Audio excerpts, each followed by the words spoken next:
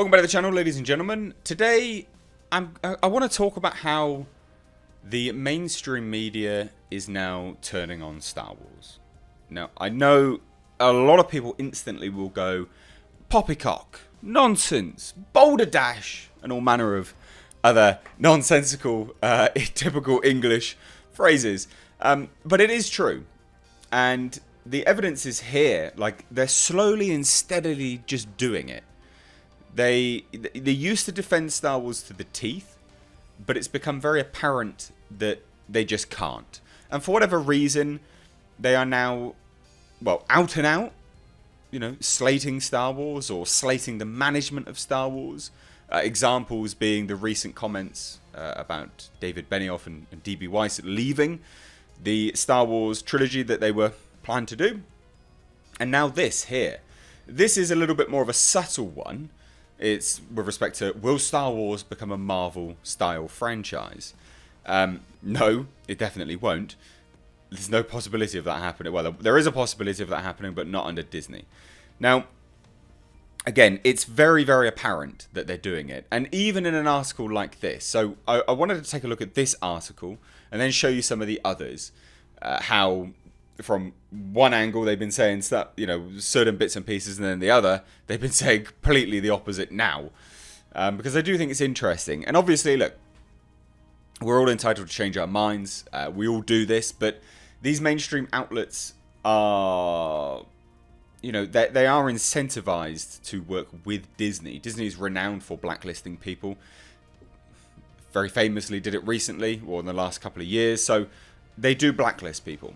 So these major outlets are incentivized to toe the line, but even they can't ignore what's going on.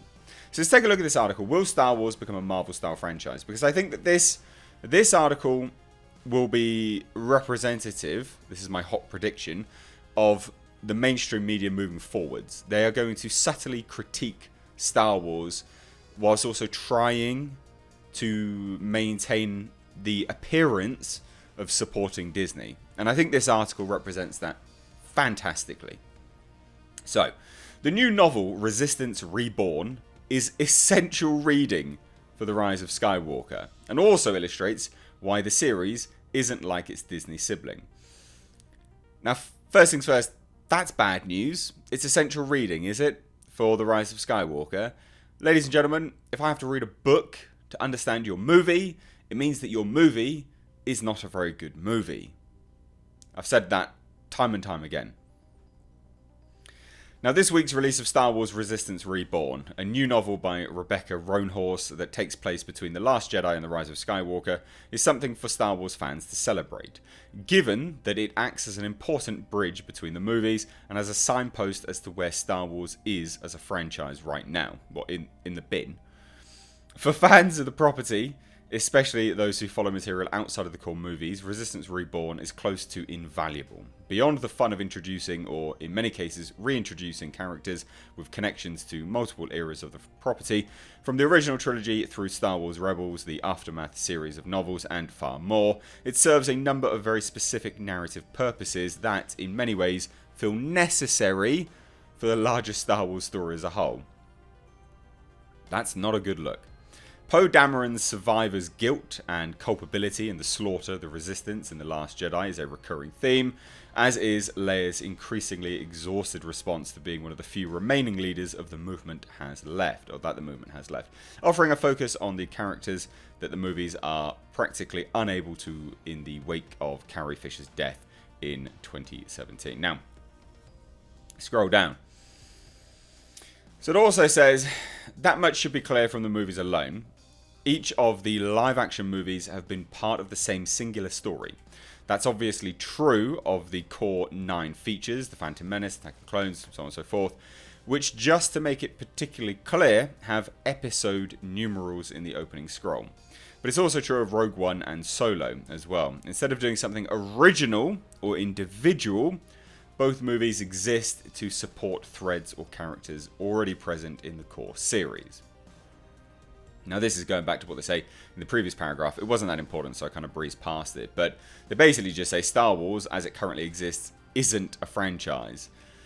but instead one singular story that occasionally branches off in different directions before returning to its primary focus, which is true, but they are subtly throwing shade here. Well, that's how I see it anyway.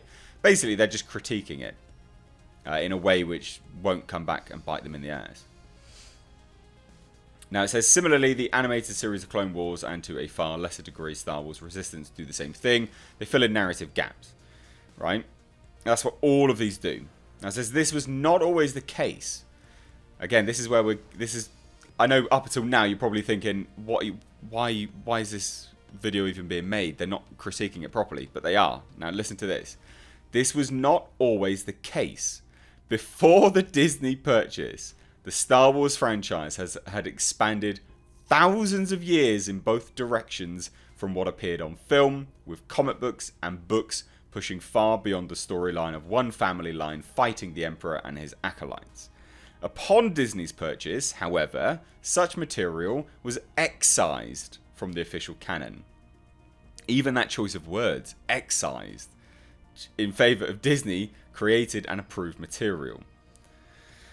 This isn't, and this is where they kind of flip-flop, right? They are throwing shade. The choice of words tells you that. Excised from the official canon. This isn't necessarily a criticism. One of the things that Star Wars does well is maintain a level of consistency across projects, which is doubtless easier when everything is working towards the same narrative goal. But that's not true either, because they don't have the same narrative goal, because they didn't have a plan for this new trilogy. We know that. Additionally, a complaint of the pre-Disney Star Wars was that the further projects moved from the movie source material, the less Star Warsy it felt. Tying everything into the one central narrative is a fairly definitive solution for that problem. So they're doing like paragraph by paragraph criticisms, right? So they critique it quite heavily. Then they go, oh, it's not a criticism, blah, blah, blah. And then they go, however, the fact that Star Wars is a story rather than a franchise at this point might explain some of the problems Disney has had with the property and managing it to meet early expectations. Star Wars can't be another Marvel if it formally isn't another Marvel. The latter may use the tagline, it's all connected, but that's not actually true. While characters can and will cross over between projects, it's easy to watch Ant-Man without also watching Guardians of the Galaxy or even Iron Man. So, now it says, things might be about to change. This is where we start to get to, again, subtly critiquing, but also kind of progressing things forwards by saying, look, we're getting Kevin Feige in, basically. He's going to sort it all out. Now, I want to show you the alternative, well, the other stuff. So we've got this Hollywood Reporter article, the divided attention. So, toxic fandom. This is the comments about basically why they left. But it also goes on to, and this is another perfect representation of mainstream media turning on Disney and Lucasfilm. So the comments specifically, they start pertaining to David Benioff and D.B. Weiss. They do exactly what they did in the previous article. They start to critique it, pull back, critique it, pull back, and it's transparent when you actually clock it and you notice it. They are critiquing it, then they pull it back. They critique it and then they pull it back. And it really is transparent. So, all of this stuff of the article here is just about what happened and things like that. And then we say, sources tell the Hollywood Reporter that Benioff and Weiss exit has been brewing since August. It says Lucasfilm chief Kathleen Kennedy is said to have been unhappy with the Netflix deal, inked just as they were scheduled to begin work on Star Wars. Kennedy was not convinced the pair, known for focusing on one project at a time, could develop a sci-fi trilogy. So there's those comments which are fairly, normal milquetoast sort of takes on things. But then we go back down.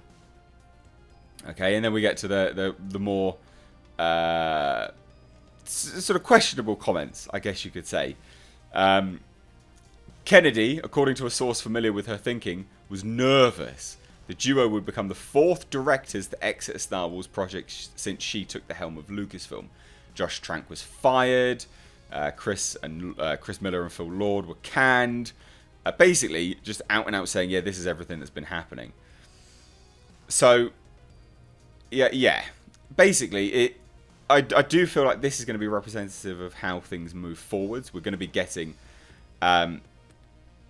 This is all justifiable critique, by the way. I'm not saying that they're not saying anything that is out of the ordinary, but it's amazing that they are now saying it when for so long they have defended Star Wars and Disney and Lucasfilm.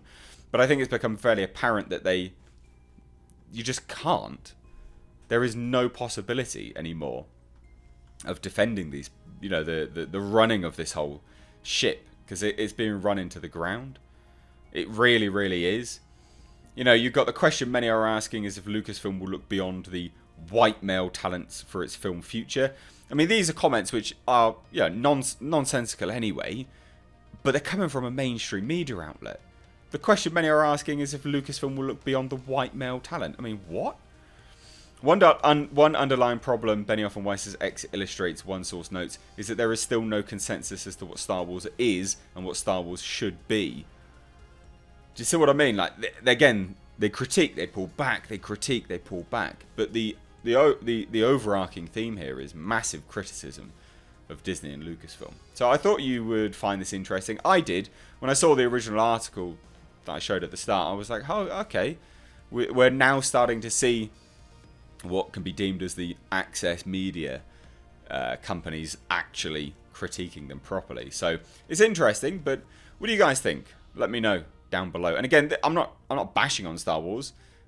This is purely an analysis of the industry, and I think it's a fairly undeniable analysis of the industry. But look, that's just my perception. I could be wrong, and I'd love to hear your thoughts. So let me know down below in the comments. If you're new here, make sure you do hit subscribe. You can stay up to date on the world of pop culture and movie news by hitting the bell notification icon. Also, for returning subscribers, make sure you're subscribed. YouTube is unsubscribing people. It's very, very, very frustrating. So please check that you are subscribed. If you want to support the channel further, please do consider becoming a Patreon. For as little as $2 a month, you can have access to exclusive benefits, including close to an hour, 2 1-hour playthroughs per week of a horror game, as well as a kind of adventure tension game. They're very interesting. Check it out. Anyway, guys, thanks so much for watching. I've been Mr. H. Take care.